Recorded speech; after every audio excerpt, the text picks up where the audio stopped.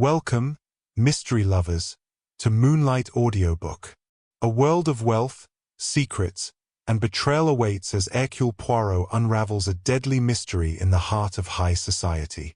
We're diving into a chilling case, murder in the Diamond Room. But before we start, I want to know, where in the world are you watching from? Drop a comment and let us know. Whether you're tuning in from the quiet countryside or a busy city, Poirot's sharp mind will take us on a thrilling journey. Now, sit back, relax, and prepare for a tale of intrigue and suspense that only the great Hercule Poirot can solve. Let's begin. Chapter 1. It was an unusually crisp October morning when London society turned its eye toward the Bond Street showroom of Allerton and Royce, jewelers to royalty and ruin. The city was soaked in amber light, and the windows of the grand boutiques shimmered like golden cages. At precisely 10 o'clock, the iron-grilled doors of Allerton and Royce unlocked with a discreet click, and the world of diamonds, deception, and death quietly swung open. Inside, the Diamond Room was being prepared for a private viewing, an exclusive event reserved for the elite few who dabbled in jewels the way others collected art or gossip. The room was an opulent chamber, softly lit by concealed bulbs that cast the gemstones in radiant splendor. Velvet pedestals stood beneath crystal domes. The air was delicately perfumed with lavender and restraint. It was here that Sir Rupert Watlington, the flamboyant tycoon whose wealth was only outmatched by his vanity, had arranged a private showcase of the Star of Carthage, a 20-carat diamond recently unearthed from North Africa. Valued at over £2 million, it was to be the centerpiece of a new line he was funding, a line whose marketing campaign he boasted would be drenched in luxury and danger.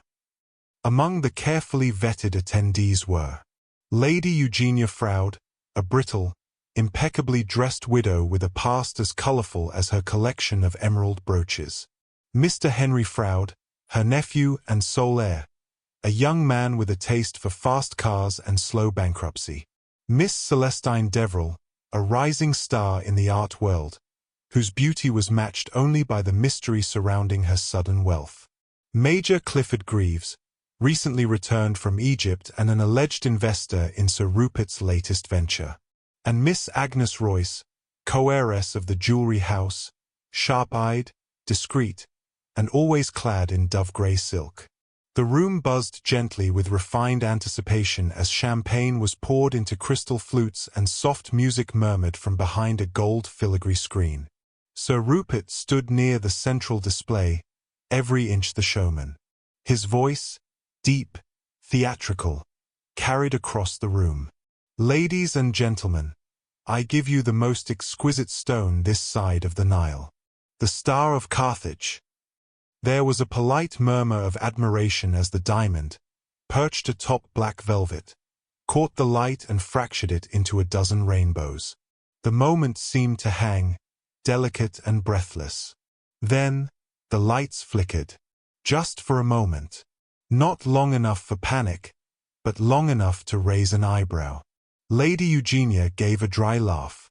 "I do hope your diamond doesn't vanish when the lights go out, Rupert." Sir Rupert chuckled.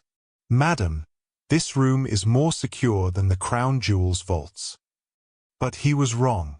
It was half an hour later, as the guests were sipping their second glass of champagne, that the showroom manager, Mr. Allerton himself, excused himself to take a call and returned visibly paler.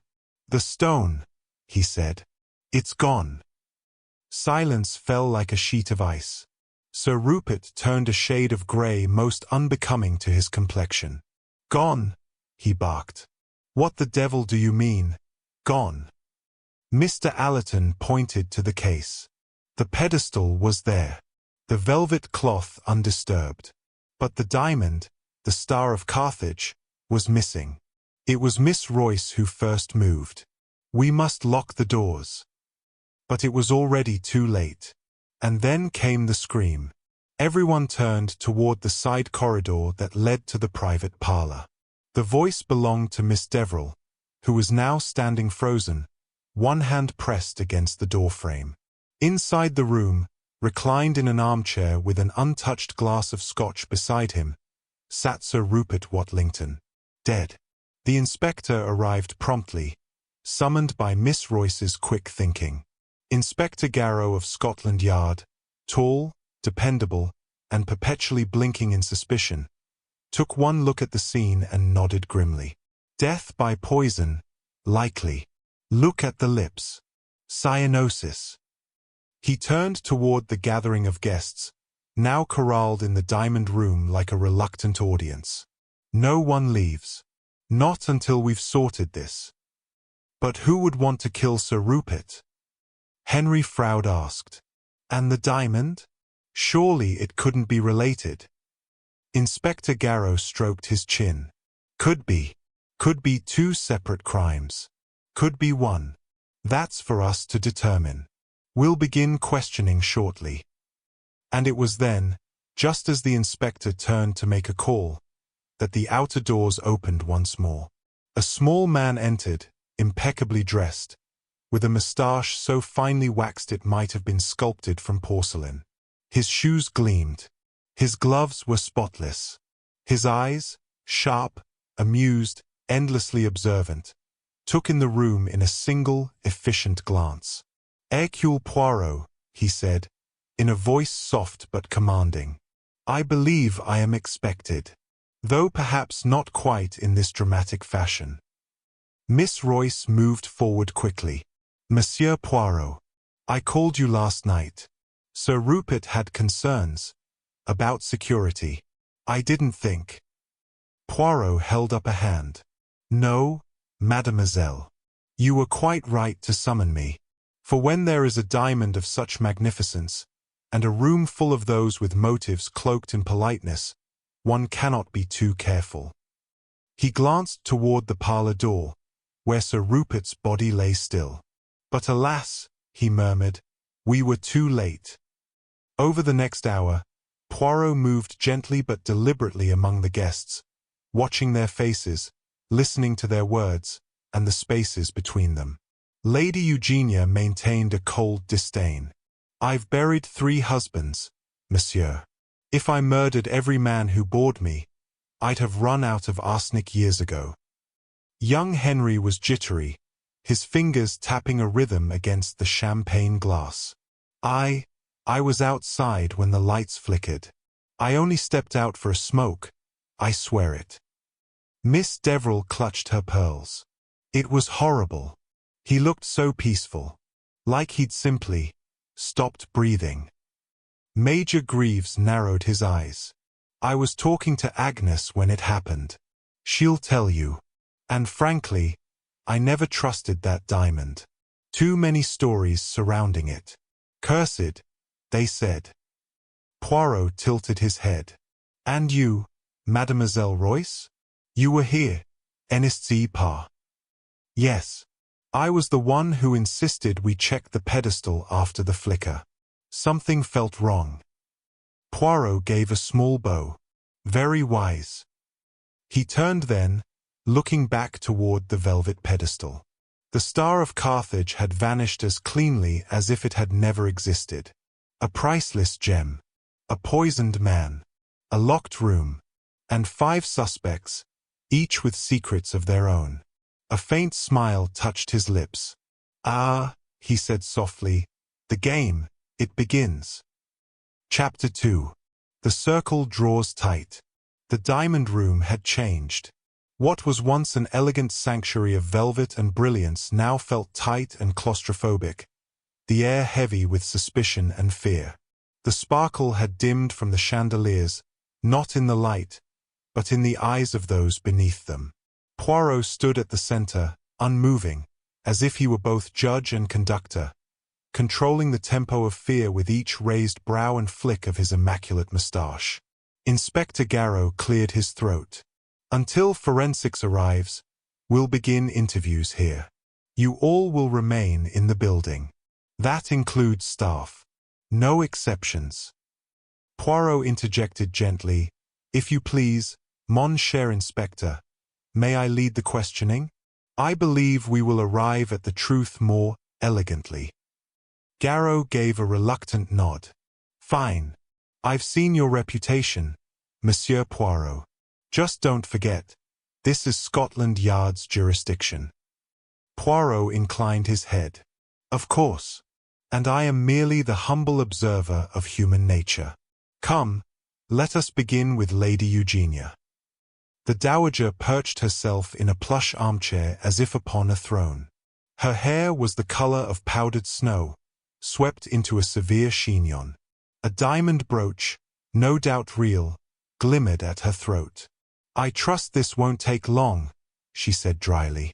I am due at Claridge's for luncheon. Poirot smiled. But of course, madam. You were acquainted with Sir Rupert for many years. None. Too many. We ran in the same circles, charity boards, auctions, those ghastly modern art installations. He was charming in that insufferable way only the truly self-absorbed can be. But no, we weren't close. And yet you attended his private showcase. My nephew was invited. I accompanied him. Social obligations are dreary things. Did Sir Rupert owe you anything? She gave a little snort. Only silence. He knew a great many indiscretions from the old days. Mine and others. It was one of his talents, collecting secrets like stamps. Poirot raised his eyebrows. And if those secrets were to be revealed? She leaned forward, her voice silkier. Then half of Mayfair would crumble in scandal. But let's not be dramatic, monsieur. Rupert knew how to keep a lid on things. It gave him power. He liked power more than diamonds, believe it or not. Poirot bowed. Merci, madam. That will do. Next came Mr. Henry Froude, pale and fidgety. He looked younger than his 29 years, with a sallow complexion and restless eyes that never quite stayed in place. I really didn't know what was going on, he stammered, rubbing his hands. I only came because Aunt Eugenia insisted. Poirot folded his hands. And your relationship with Sir Rupert? Distant. He was a bit of a show-off, wasn't he? Always talking money, markets, diamonds, all of it just noise. But he'd offered to back one of my projects last year, a kind of vintage car investment scheme. It didn't pan out. Did he lose money? No. He pulled out just before. I lost everything. He said I lacked vision. Poirot's gaze sharpened. You had hoped to convince him today to invest again. Henry flushed. Yes, but it was pointless. He laughed. Said I had the business instincts of a cabbage. And where were you when the lights flickered? On the back terrace. I stepped out for a smoke. You can ask the butler. I wasn't anywhere near the pedestal or Sir Rupert. Ah, said Poirot, smiling faintly. But smoke leaves no footprints. Miss Celestine Deverell was next. Slender, elegant, draped in dark green silk and the cool mystique of modern art. Her voice was soft, but her eyes watched everything. You're very composed, mademoiselle, Poirot observed. I've seen worse, Monsieur Poirot, she replied. I grew up during the Blitz. And yet Sir Rupert's death seemed to shock you. It did. Violence always shocks me, even when it comes to men like him. I? So you disapproved of Sir Rupert? Celestine hesitated. Let's just say he took what he wanted. Art, people, trust. He tried to buy one of my installations last spring, offered me a private show in return. When I declined, he threatened to blackball me from the entire collector's circle. And did he succeed? No. But he made it unpleasant. I was only invited here today because Agnes insisted. And the diamond? She shrugged. It didn't interest me. Beauty born from blood and mines and empire. Hardly romantic. Poirot nodded thoughtfully. Not romantic. But dangerous, yes. Then came Major Clifford Greaves. rugged, upright, moustache like a saber cut across his face. He looked at Poirot with thinly veiled impatience. "I've dealt with brigands in Cairo," he said gruffly. "This lot aren't much different." "You knew Sir Rupert well." "Well enough. We were planning an expedition together, back to Tunisia. He was going to bankroll the venture." "Archaeological?" Greaves gave a tight smile. "Not quite. Prospecting. We believed there might be another vein, where the Star of Carthage came from. Rupert wanted the rights to the land." "And you?" "I wanted the truth. My brother disappeared in that region 3 years ago. I think Rupert knew more about that than he ever let on." Poirot's expression shifted subtly. "You believed he was hiding something?" "I know he was. The diamond was just a trophy. He didn't care what it cost to find it, or who died getting it." "And your whereabouts at the time of the blackout?" "With Miss Royce, near the catalogue table. I didn't move." Poirot made no comment, merely jotted a note in his little book. Finally, Miss Agnes Royce, the young heiress of the jewelry house and the one who had summoned Poirot. She sat with perfect posture, her hands folded neatly, her expression unreadable. "You were with Major Greaves when the lights flickered?" Poirot asked. "Yes. I noticed something was wrong before the power dimmed. The air in the room shifted. It's difficult to explain." "You were fond of Sir Rupert?" "I respected him," she replied slowly. "He brought attention and money to the Royce name. But I also feared him. Not for myself, for what he could do to others." "Others?" "He had a way of making people dance, pulling strings, whispering poison. He once implied he had leverage over everyone in this room." "And what did he have on you?" Agnes hesitated, and for the first time, her composure cracked just slightly. "Something personal. I won't speak of it here." Poirot stood. "As you wish. But mademoiselle, know this. When a man who holds secrets dies, the whispers do not die with him. They become louder." When the interviews were complete, Inspector Garrow returned with news. "Post-mortem confirms it. Cyanide in the Scotch glass. Quick acting. Whoever did it had knowledge of poison and timing." Poirot murmured, "And precision. This was no crime of passion. This was planned." He turned once more to the diamond room, now dim under evening shadows. Outside, rain began to patter against the glass.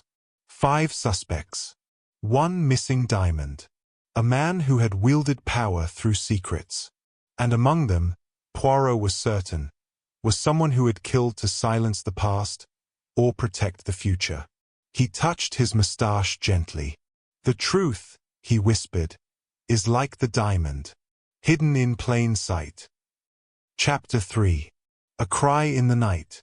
The rain had turned into a downpour by nightfall. Outside the thick-paned windows of Allerton and Royce, Bond Street glistened like black marble, emptied of carriages and commerce. Inside, the diamond room had become a gilded prison. The guests were quartered for the night in the upper rooms of the building, a gesture of necessity rather than hospitality. The Yard had deemed it unwise to allow anyone to leave until the initial phase of the investigation was complete, and the storm, which had flooded half of central London's underground passages, made departure nearly impossible anyway. The grand showroom, once aglow with subtle light and murmured admiration, now lay locked and sealed, guarded by 2 uniformed constables. The Star of Carthage remained missing, as elusive as the truth behind Sir Rupert's death. Poirot had taken residence in the smallest of the upper parlours, converting it into his observation post. A small pot of tisane steamed gently at his elbow, and a single candle flickered against the rain-streaked glass. His silhouette sat motionless, like a monk in silent contemplation. He had said little since the interviews. only that he was observing the dust settle. Down the hallway, the others had retired uneasily to their rooms. At precisely 2:07 a.m., the scream shattered the silence. It was a woman's voice, sharp, high, and drenched in fear. The sound echoed down the marbled corridor, followed by hurried footsteps, gasps, and the slamming open of doors. Poirot was already on his feet, slippers soundless against the carpet as he emerged into the hallway. Behind him came Inspector Garrow, looking rumpled and bewildered, buttoning his collar with one hand and reaching for his notebook with the other. The scream had come from Celestine Deverell's room. By the time Poirot and Garrow arrived, the door was ajar and the others were gathering. Lady Eugenia wrapped in a fur stole over her nightdress, Henry blinking groggily, Major Greaves stone-faced, and Agnes Royce clutching a dressing gown. Inside, Celestine was sitting at the edge of her bed, visibly shaken, one hand over her chest, the other pointing toward the writing desk by the far wall. Poirot moved to her gently. "Mademoiselle, what has occurred?" She swallowed hard, her face pale. I woke up. I had the strangest sensation, as if someone was in the room. I thought it was a dream at first, but then I heard it. The sound of paper rustling. Someone moving. Poirot's eyes moved to the desk. "And you found something?" She nodded. "That folder, it wasn't mine. It was just sitting there when I turned on the light." Garrow moved quickly to the desk and opened the thin manila folder. Inside were 3 typed pages. His brows furrowed. "What in the—" Poirot raised a hand. "May I, Inspector?" He scanned the contents swiftly. Each page listed names. Names followed by amounts, pound values, companies, trusts, offshore accounts, and on the last page, in a different typewriter font, "Secrets are like diamonds, rare, valuable, and deadly. If you expose mine, I will expose yours. R.W." Poirot folded the pages carefully. Sir Rupert's personal leverage ledger. He kept his hostages in writing, it seems. Celestine shivered. Someone placed that there to frighten me, to imply I had access to it. Poirot turned to the others. "This is not merely a game of stolen jewels, my friends. This is a war of buried truths. And someone is unearthing them." Later that morning, as dawn seeped into the wet London sky, Poirot convened once more with Garrow. "They are frightened now," Poirot said. "It is good. Fear makes the truth shift." Garrow frowned. Someone wanted Miss Deverell to panic. Maybe hoping she'd run, make herself look guilty. Or, Poirot mused, perhaps someone was warning her. Or accusing her. One cannot tell yet. He placed the folder on the table. "But this changes everything." Garrow nodded. "I've got a team coming in today. We'll comb the building again. Maybe that diamond's still inside." Poirot looked up sharply. "Do so, yes. But also, speak again to the night staff. Quietly. Not the managers. The cleaners. The junior guards. Sometimes the lowest eyes see the highest things." Garrow blinked. "You think someone saw something?" Poirot's gaze narrowed. "I know someone did. They simply do not yet realize what they saw." Later that morning, Poirot requested private audiences with each guest once again. Not for full questioning, just casual, morning conversations over tea and toast. It was not the answers he sought. Not yet. It was the state of each suspect, the nerves, the shifting alibis, the traces of overnight panic. Lady Eugenia now refused tea, claiming she had no appetite for drama or digestives. Henry Froude was unusually quiet, his usual defensive energy dulled. Major Greaves asked repeatedly about the folder. "It's slander," he muttered. "Fake, clearly. Who'd keep records like that? Miss Royce, on the other hand, examined the folder with a curious sadness. He had the goods on all of us, didn't he? Only Celestine remained unchanged, composed, but quietly watchful. Poirot observed them all. That afternoon, just as the rain began to clear, Garrow returned from speaking with the junior night guard. A girl named Annie, he said. 17. Part-time. She was stationed in the corridor near the study where Sir Rupert was killed. She said she did see someone, just before the lights flickered. Poirot leaned forward. Who? Garrow scratched his neck. She couldn't say. But it wasn't one of the guests, she swears.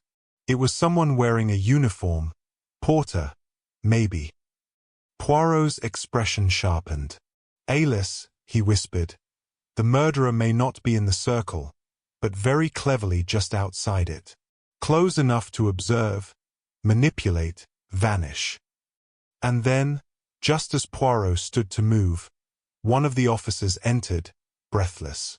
Sir, we've found something. Behind the display pedestal, in the vent, wrapped in silk. He held out a bundle. Poirot unwrapped it slowly. It was a glove, elegant, ivory, and inside the fingers was a small square of velvet, stamped in gold, with the logo of Allerton and Royce. And in the center of the velvet, nestled like a spider waiting in the dark, a single diamond clasp, broken. Not the Star of Carthage, but part of the original casing used to house it. Poirot said nothing. He held the silk between his fingertips, eyes distant. The thief, he said softly, was not interested in taking the diamond far, only in hiding it long enough to kill for it. Chapter 4.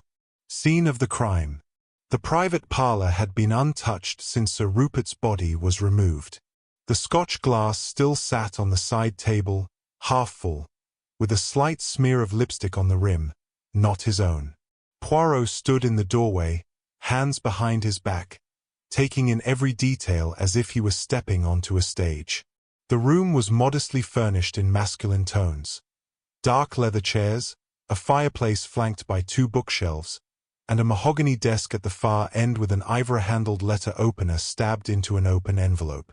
Poirot made no move to touch anything. His eyes scanned the furniture, the rug, the small porcelain clock on the mantel ticking steadily forward. Behind him, Agnes Royce stood silently, her grey dress still crisp, though her eyes showed signs of a sleepless night. You said Sir Rupert often used this room during private appointments? Poirot asked.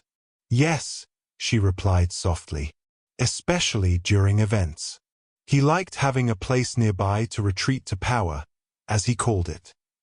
Poirot stepped forward and leaned over the chair where Sir Rupert had died. The Scotch glass had been placed not beside the body, but on a nearby table, 3 feet away. Odd. And this glass, did he pour it himself? Agnes hesitated. No. I brought it to him. It was after the viewing, before the blackout. He asked for it. Poirot turned. And did you see him drink from it? I don't know. I left him alone right after. He nodded. Merci. One more question.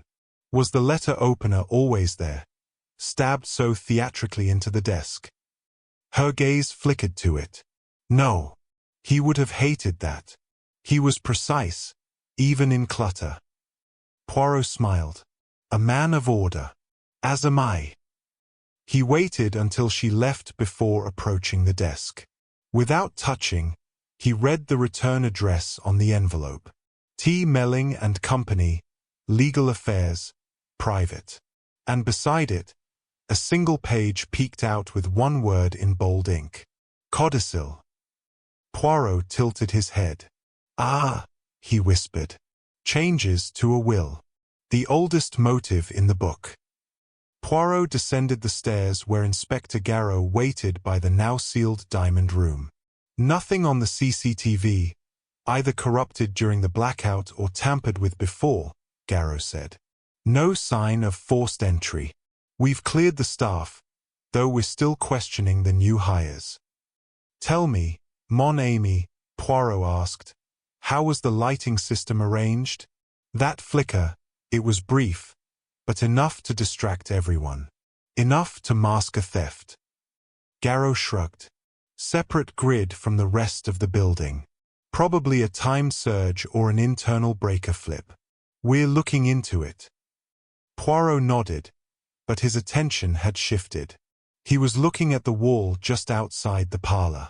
There, hung in a shadowed recess, was a gilded mirror. It had been unnoticed by most. But Poirot stepped close and looked into it, his own reflection staring back at him. From that angle, just so, he could see directly into the parlor, specifically the chair where Sir Rupert had sat today. And then he saw it. A smudge. A faint palm print, greasy, curved, and low, as though someone had leaned in quickly, watching from the hallway. Poirot's voice was calm. Someone was here, watching the moment the poison took effect. He drew his gloves tight. Which means, he said, they wanted to be certain it worked. Back upstairs, Poirot requested another word with Major Greaves. Alone, this time. The Major arrived promptly, jacket on, boots polished, arms behind his back in military fashion. I hear you've found new clues, Greaves said. Poirot motioned to the window, where sunlight was just starting to break through the clouded skyline. Let us speak not of clues, but of human nature, Major. You are a man of war, yes. I served, yes. Field intelligence.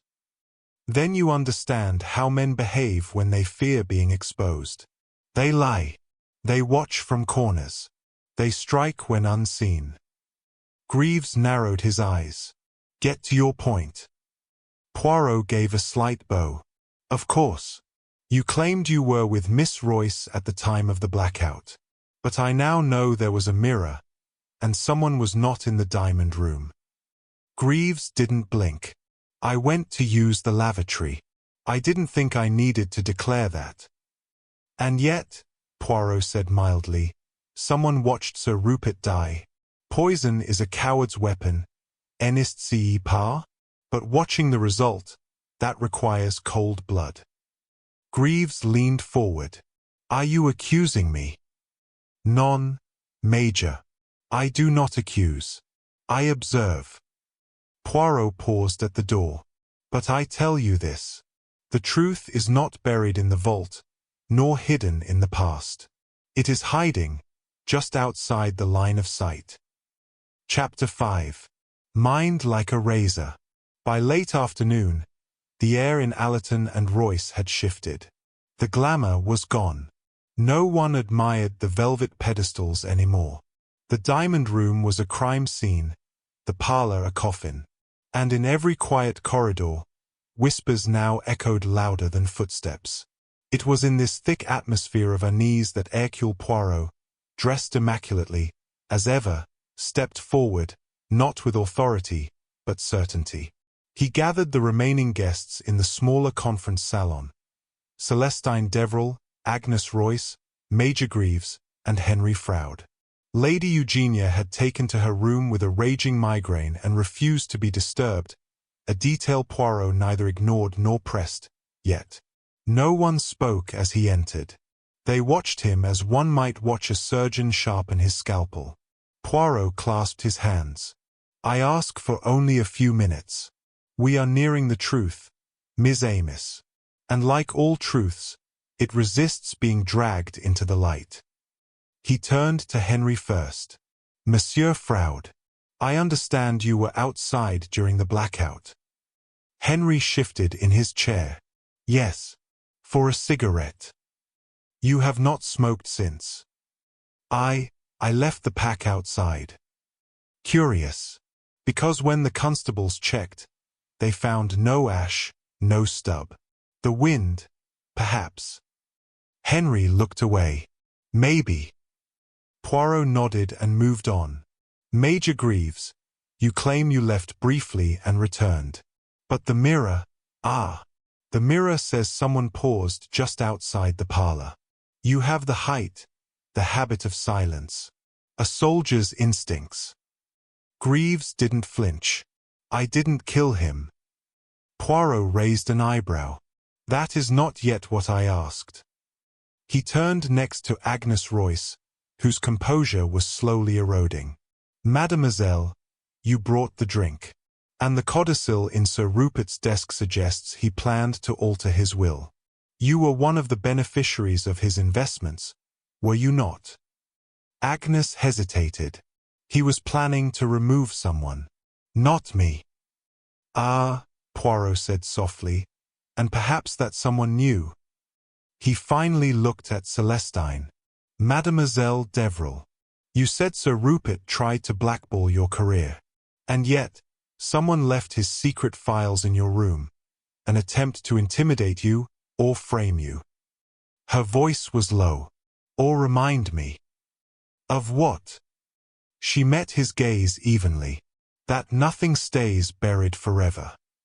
Poirot stepped back. Bon. Now we begin to understand. This is not merely theft. It is not even only murder. This is revenge, carefully measured.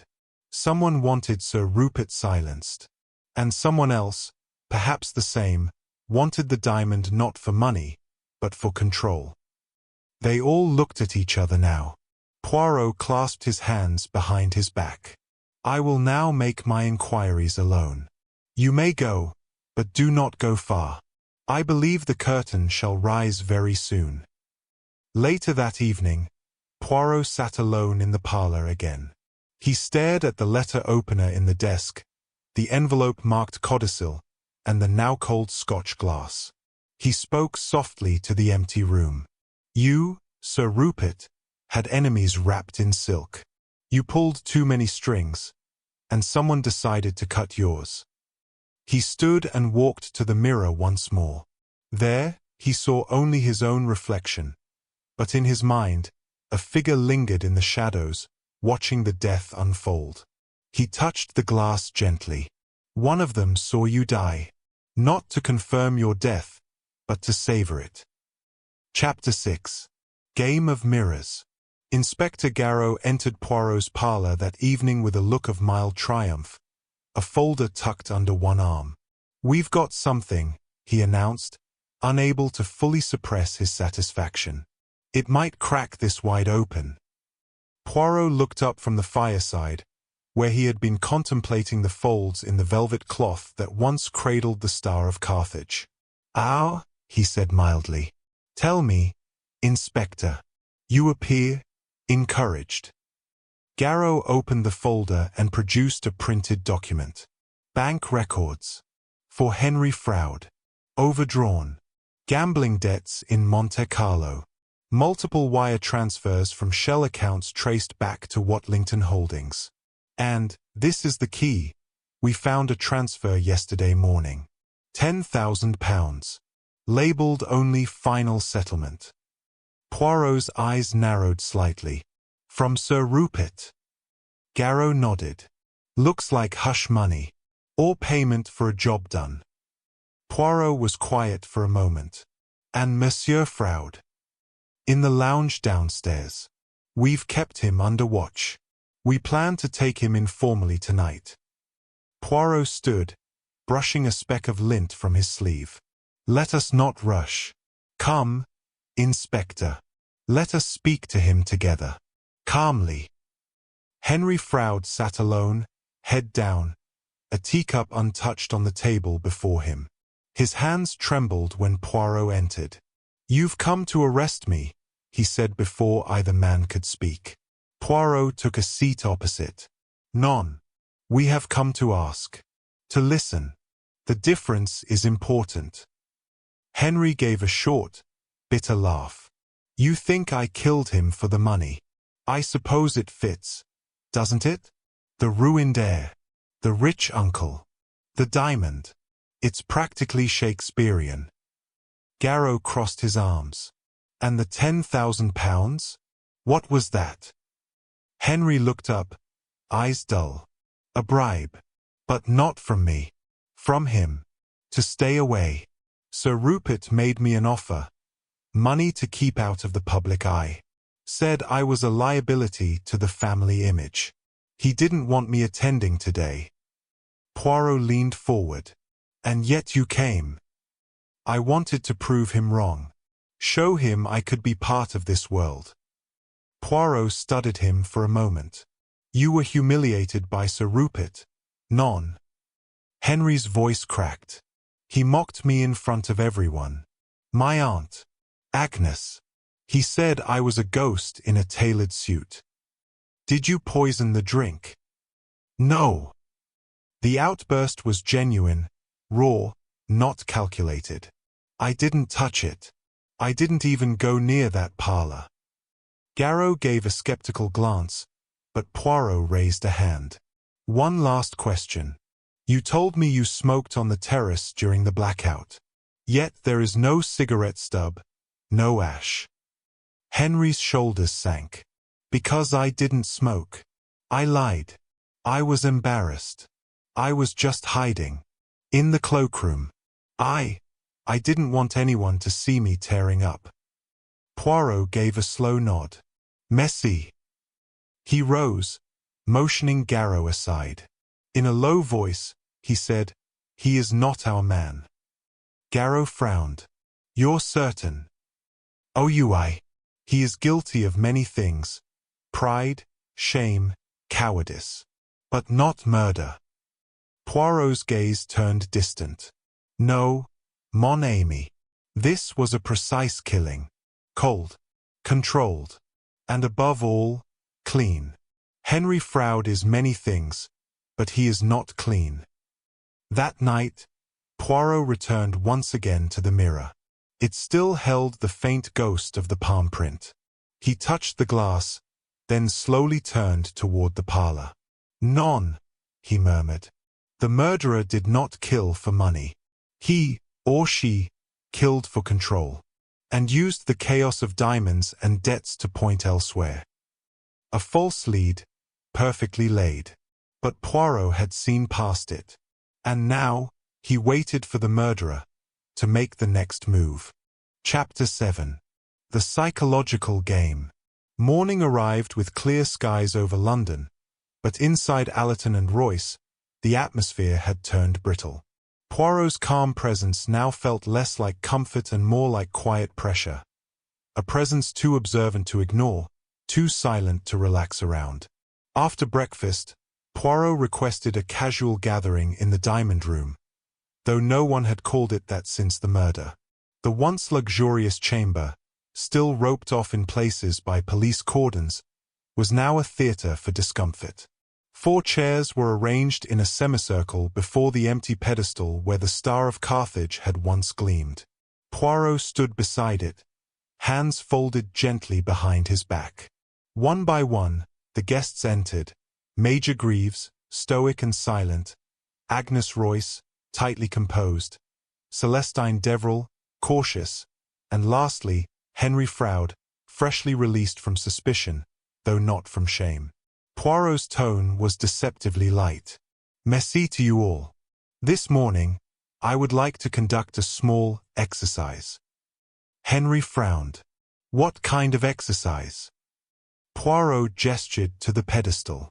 Let us imagine the diamond is here. The blackout occurs. The room darkens. In those 10 seconds, someone steals the Star of Carthage. Not to run, but to hide it. Why? Silence. Poirot continued, because the theft alone is not the objective. No, the theft is a smokescreen. The true purpose was to murder. He let the word hang. None moved. Poirot stepped toward Agnes Royce. Mademoiselle, you knew of the codicil in Sir Rupert's desk. You brought him the drink. And yet, you remained in the room after the flicker. Calm. Too calm, perhaps. Agnes's eyes didn't blink. I don't poison people, Monsieur Poirot. I manage a legacy. That's messy enough. Poirot gave a slight nod and turned to Major Greaves. You, monsieur, were absent during the moment of darkness. You have field experience, precision, and a personal grievance, your brother. Lost, you said, in Tunisia. Greaves's jaw clenched. Sir Rupert promised answers, then refused to speak of it. But murder? No. I wanted truth, not blood. Poirot turned next to Celestine. Mademoiselle Deverell, the file was left in your room. A warning? A threat? Or were you the one who left it, to misdirect us all? Her voice was flat. Perhaps it was a confession. Or bait. Poirot raised a brow. Bait. Interesting. He looked between them. You see, Miss Amos, the killer watches not just from shadows. They listen. They test. They plant the wrong clue, then listen to how it is received. He moved back toward the pedestal. That is what today is. A test. And already, I have learned. After the group dispersed, Poirot lingered alone in the showroom. Inspector Garrow entered quietly. You rattled them, he said. Poirot nodded. They are cracking, mon ami. Not visibly, but inside. Crack. Garrow smirked. Any favorites yet? Poirot's face was grave. Not favorites, but patterns. Miss Royce is hiding pain beneath steel. Major Greaves is too focused on the past. And Celestine, she is too composed. As though she expected this. Garrow narrowed his eyes. You think she's the one? Poirot tapped a finger to his temple. I think she is dangerous. But I do not yet know if she is guilty. He paused, then said quietly, but I believe she knows who is. That evening, Poirot sat with Celestine alone in the upper lounge. The rain had returned, tapping faintly on the windows. She stirred her tea once, then set the spoon aside. You've been watching me, Monsieur Poirot, she said. Oh, you think I know more than I've said. Oh, A long pause. I do. Poirot didn't react. I think I know who killed him, Celestine said softly. But I don't have proof. Tell me what you felt, Poirot said. That is often far more telling. She looked into her teacup. I felt a shift. Not when the lights flickered. Before that. During the showcase. The way Agnes looked at Rupert. The way he smirked at her. It was private. Sharp. Poirot nodded slowly. She loved him. Once, Celestine said. I think he used it. I think he threatened her with it. Poirot's voice was gentle. Merci, mademoiselle. You have said enough. For now. Later, Poirot returned to the parlor one last time that night. The empty chair, the glass, the codicil. He whispered to himself, one kills not out of impulse, but when there is no other escape. And one watches the death, only when they need it to be final. He touched the back of the chair. Tomorrow, he said, we shall gather them. And we shall speak the truth. Chapter 8. A second silence. The morning was strangely warm for October, with a low mist hovering outside the windows like a veil over the city. Inside Allerton and Royce, breakfast was subdued. The usual silverware clink was muted. Even Lady Eugenia, who had re-emerged claiming perfectly miraculous recovery, offered only one dry quip before falling into watchful silence. Poirot, as usual, was immaculate. He made no grand declaration, no dramatic movements. He simply stood at the breakfast sideboard, preparing his tisane as if the fate of a murderer did not weigh upon his mind. At 9:15, the calm shattered. A scream echoed down the hallway, a man's voice this time, rough, sharp with alarm. Poirot and Garrow both rose at once and followed the sound to the small side gallery adjacent to the main showroom. It was Henry Froud, trembling, pale as chalk. "There's someone. She's not," he stammered, pointing through the open door. Poirot stepped in. On the floor lay Lady Eugenia Froud, crumpled beside a lacquered display case. Her brooch was still fastened neatly at her collar, but her hand was clenched around a scrap of paper. Her eyes were wide open, frighteningly so. Garrow knelt and checked. "Faint pulse," he murmured. "She's alive. Barely. Get help." A constable rushed to call for a doctor as Poirot gently pried the paper from her stiff fingers. It was a torn sheet, typewritten, with no heading. Just 3 words. "I saw you." Poirot stared at it, then slowly looked at the display case. Its contents, a collection of antique sapphire rings, were untouched. This was no robbery. This was a warning. Or a confession. Later, as Lady Eugenia was carried to a private room under medical supervision, Poirot and Garrow reconvened. "She was attacked," Garrow said. "Struck lightly, maybe pushed. Enough to shock her." "No," Poirot murmured. "She was frightened. Not by force, but by implication. By the note." He held it up again. "She received this, and collapsed." Garrow frowned. "But what does it mean?" "It means," said Poirot, eyes narrowing, "that Lady Eugenia saw something.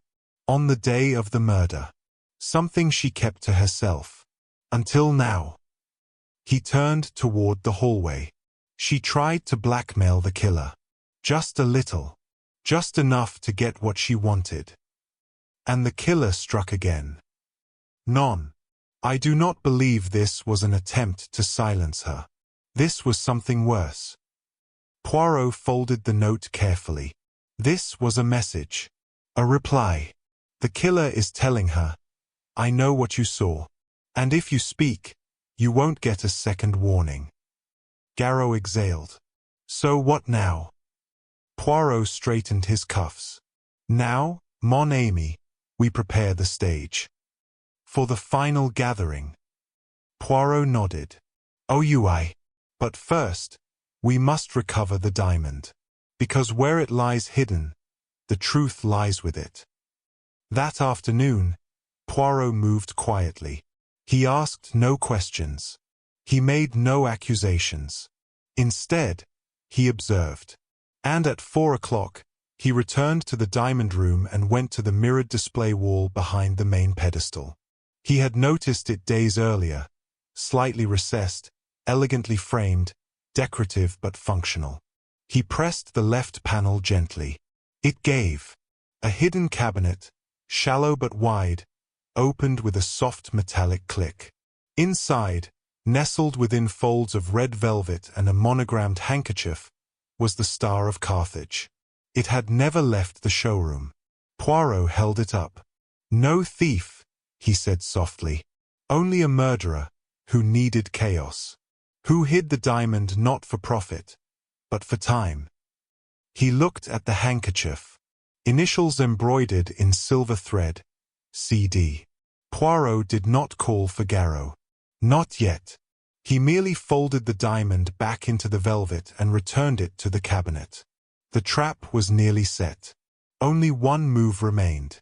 And Poirot, as ever, intended to make it perfectly. Chapter 9. Poirot's Hidden Clue. The Star of Carthage had been found. Returned silently to its velvet cradle within the hidden wall.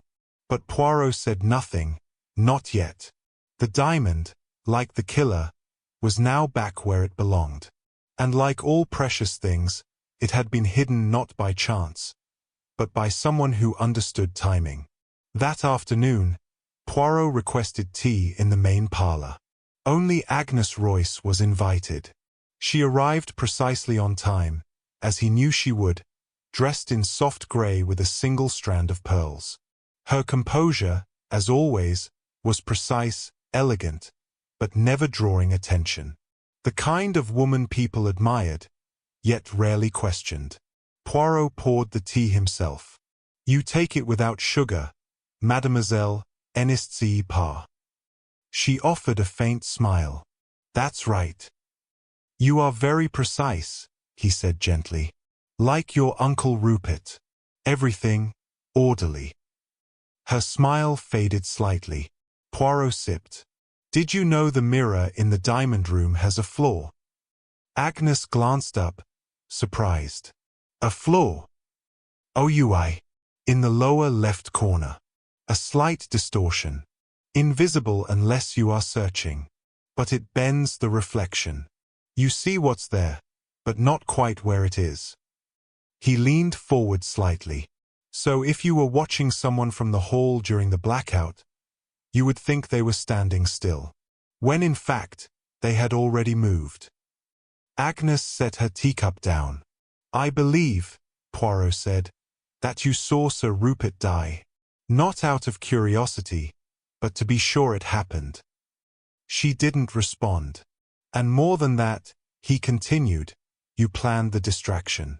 The flicker in the lights, it was brief, precise. Enough to create confusion, but not panic. The sort of thing only someone familiar with the building's internal circuits could manage. Her voice, when it came, was low. You're guessing. No, Poirot said calmly. I am deducing, based on the clue everyone missed. He stood and walked to the fireplace. You see, when I found the diamond, I found something else, a handkerchief. With the initials CD naturally, one thinks of Celestine Deverell. But the embroidery was in silver. A subtle detail. He turned, eyes sharp now. Celestine does not wear silver. She wears platinum. Her jewelry, her brooches, every piece. She told me once, casually, that silver gives her a rash. He let that hang in the air. Agnes's face remained still. Poirot continued, but you, mademoiselle, you use silver. Your family's branding has always preferred it. And you keep handkerchiefs for display, not use. He stepped closer. Someone planted that cloth as misdirection. But they did not expect me to know the difference between style and habit. Agnes stood. Slowly. Quietly. You can't prove anything, she said. I do not need to prove it, Poirot said gently. Because tomorrow, I will reveal what matters. Not what you did, but why. He paused. And I think, you're ready to tell me. For the first time, she looked at him not with defiance, but sorrow. He was going to ruin everything, she said, so softly it barely registered. Not just the business. My name. My future. Poirot nodded slowly. Then I shall ask one more thing of you, he said. Come to the final gathering tomorrow. Let us speak the truth, fully. She turned, hands trembling faintly. I will, she said. And she walked away. Alone once more, Poirot stood at the window. The truth was ready. The stage was set. And tomorrow, he would bring the curtain down, with order, elegance, and no theatrics. Only clarity. Chapter 10. The Final Gathering. The diamond room, once the crown jewel of Allerton and Royce, was quiet that morning. The velvet pedestal stood empty, its glass dome gone. The lights were dimmed. At Poirot's request, 4 chairs had been placed in a circle at the center of the room. In them sat Agnes Royce, Major Greaves, Celestine Deverell, and Henry Froude. Lady Eugenia, still recovering, had sent word that she would not attend, but Poirot had not insisted. Her role in the drama, he believed, had already played out. Inspector Garrow stood quietly near the doorway, notebook in hand, saying nothing. This was Poirot's moment. Poirot stepped into the circle. He did not raise his voice. He didn't pace. He simply clasped his hands behind his back and began to speak. Miss Amos, he said softly. "I thank you for your patience. What happened here was not just a theft, nor merely a murder. It was a performance, a play staged in silence and shadows. And now, the final act begins." He turned first to Henry. "Monsieur Froude, you were misled. Yes? You believed we suspected you. But you were not the only one manipulated." Poirot's gaze shifted to Major Greaves. "You, monsieur, carried the weight of a brother lost, a promise broken. Sir Rupert used that pain. He dangled answers in front of you, then withdrew them. You had motive, but not opportunity. You were not the one who turned out the lights." He stepped closer to Celestine. "Mademoiselle Deverell, the file left in your room. Someone wanted to frighten you, or perhaps frame you. But I believe it was more complex. It was a test. The murderer wanted to see how far you'd go to protect yourself. You passed, by staying silent." Finally, Poirot turned to Agnes Royce. "Only you, mademoiselle, had both access and expertise. You brought the drink. You were familiar with the showroom's lighting system. You knew how to create just enough confusion to steal, not the diamond, but time." The room was silent.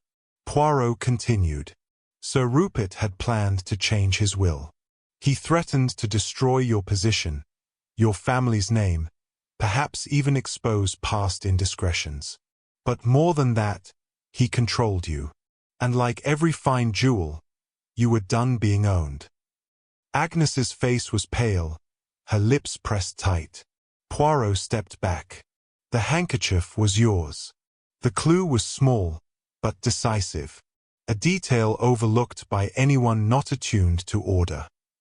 He retrieved something from his pocket, the Star of Carthage, gleaming now beneath the crystal light. It was never stolen for profit. It was hidden because the murderer needed the theft to mask a greater crime, and to buy time to place blame. Poirot turned gently. "But blame," he said, "is like a diamond. It catches every angle of the truth, and only one angle fits the cut." He paused, then said quietly, "Agnes Royce, you killed Sir Rupert Watlington." There was no outburst, no denial. Agnes rose slowly to her feet. "I didn't mean to kill him," she said, her voice thin. "I meant only to frighten him. The poison was a calculated risk. He had threatened everything. The company, my inheritance, my reputation." Her eyes glistened. "He told me I'd be nothing without his name. So I removed his name." Poirot bowed his head once, solemnly. "You are intelligent, mademoiselle. But ruthlessness, it always leaves a trace." Inspector Garrow stepped forward and placed a gentle hand on her shoulder. She did not resist. As she was escorted out, Poirot turned back to the others. "There will be no gloating, no applause, only the truth and peace." He held up the diamond once more. It was not this that caused the murder. It was what it represented: power. And Poirot, as always, had taken that power away with truth. The rain had ceased. Outside, Bond Street had resumed its elegance. Carriages moved, doors opened, society resumed. As though murder and diamonds were things one could set aside with morning tea. Inside Allerton and Royce, the diamond room remained closed. The Star of Carthage, once hidden behind deception, had been returned to its pedestal, now under glass and guard. But no visitors would see it today. The glamour, for now, was gone. Agnes Royce had not spoken again after her confession. She had walked, head high, into the constable's carriage. No tears, no pleas. Only silence. A Royce to the end. Inspector Garrow gave his official report that afternoon. Charges of premeditated murder, obstruction, and attempted misdirection. The press would be briefed carefully. Discretion, as always, served justice as much as truth. Poirot declined the invitation to attend the formal police briefing. He preferred quieter conclusions. He sat instead in the same parlour where Sir Rupert had died. The chair had been replaced. The Scotch glass removed. The envelope labelled codicil still lay on the desk, now signed and dated. Its terms, as Poirot had quietly ensured, would still be respected by the board. Agnes Royce's personal legacy, her share, would be frozen, but the company would survive. Justice, Poirot believed, must never destroy the innocent in its pursuit of the guilty. Later, Celestine Deverell joined him by the fire. She brought no fanfare, no questions, only 2 cups of tea and a silence Poirot appreciated. "She didn't seem like a killer," Celestine murmured. "None," Poirot replied. "Few do." "She was cold, though. Precise. I always thought she ran the business more than Rupert." Poirot nodded slowly. "She did. But Sir Rupert held the final word. And the weight of a man like that, when pressed too hard, can crush even steel." Celestine looked into the flames. "And the others? Do you think any of them knew?" Poirot gave a slight smile. "They suspected, perhaps. But suspicion is a burden not everyone is willing to carry, especially when truth would unravel their own lives." Henry Froude left that evening. Quietly, with no dramatic apology. Poirot watched from the second floor as the young man stepped into a cab and disappeared into London's grey dusk. "He is broken," Poirot said aloud. "But from broken men, sometimes something honest can grow." As for Major Greaves, he left a note with the concierge. "The truth I came for was not the one I found." He had booked passage to Cairo, perhaps for closure, or to chase a ghost that no longer haunted him. By the next morning, Allerton and Royce resumed business, if not as usual, then at least as expected. The Star of Carthage would soon be sold, quietly, to a private collector in Geneva. Poirot declined the generous commission offered by the firm. "I do not take rewards for restoring balance," he said. He stepped out into Bond Street, glancing once over his shoulder at the shining windows of the showroom. To most, it was just a store. To him, it had been a theatre of human nature. Several days had passed since the case had closed. London moved on, as it always did, polished shoes on cobbled stones, voices rising with the clink of wine glasses, the city's elegance gently drowning out its tragedies. Poirot, however, had not yet returned to his flat in Whitehaven Mansions. He had instead taken a room at Claridge's, modest, by his standards, and spent his mornings walking in quiet gardens and his evenings sipping herbal tisane while watching the world outside rush too quickly for his liking. It was on such a morning that Inspector Garrow joined him on the terrace, having requested a final meeting for closure, as he'd said. Poirot, naturally, had already prepared 2 chairs, a pot of tea, and 2 warm pastries. Garrow accepted both with gratitude. "You never told me what gave her away," he said, biting into the pastry. "Not really." Poirot smiled faintly. "Ah, but I did. Just not all at once." He looked out over the street. Agnes Royce was a woman of order, precision, image. She did not kill in rage. She killed because she believed there was no alternative left. Garrow nodded. "And the diamond?" "Was her diversion. Like a magician's flourish. She never intended to sell it.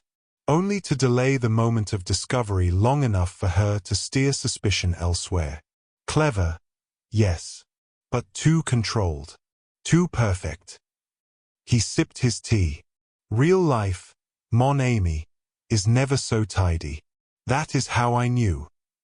That evening, Poirot wrote in his notebook, a habit he reserved only for the most satisfying cases. The diamond was a symbol, not of wealth, but of power withheld, promises broken, control lost. The motive was not greed.